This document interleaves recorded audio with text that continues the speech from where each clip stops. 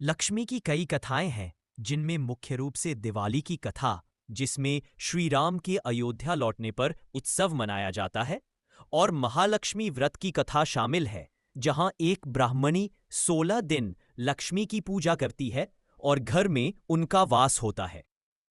इसके अलावा वैभव लक्ष्मी व्रत कथा भी एक लोकप्रिय कथा है, जो धन वैभव की देवी लक्ष्मी के आशीर्वाद के बारे में बताती है, जैसे कि शीला और उसके पति की कहानी।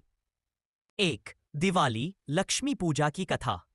त्रेतायुग में जब भगवान श्री राम 14 साल के वनवास के बाद अयोध्या लौटे थे, तो कार्तिक मास की कृष्ण पक्ष की अमावस्या तिथि को सभी अयोध्या वासियों ने उनके स्वागत में दीपक जलाए थे। इसी दिन समुद्र मंथन से मां लक्ष्मी भी प्रकट हुई थी। इन दोनों कारणों से इस तिथि को दिवाली के रूप में मनाया जाता है और इसी दिन लक्ष्मी जी की पूजा की जाती है। 7 महालक्ष्मी व्रत की कथा।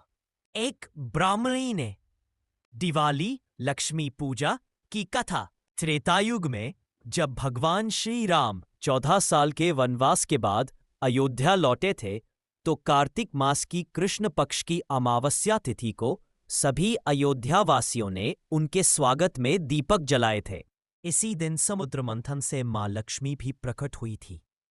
इन दोनों कारणों से इस तिथि को दिवाली के रूप में मनाया जाता है और इसी दिन लक्ष्मी जी की पूजा की जाती है। 7 महालक्ष्मी व्रत की कथा। एक ब्राह्मणी ने महालक्ष्मी के कहे अनुसार 16 दिनों तक उनकी उपासना की। मां लक्ष्मी उस ब्राह्मणी से प्रसन्न हुई और उसके घर में निवास किया।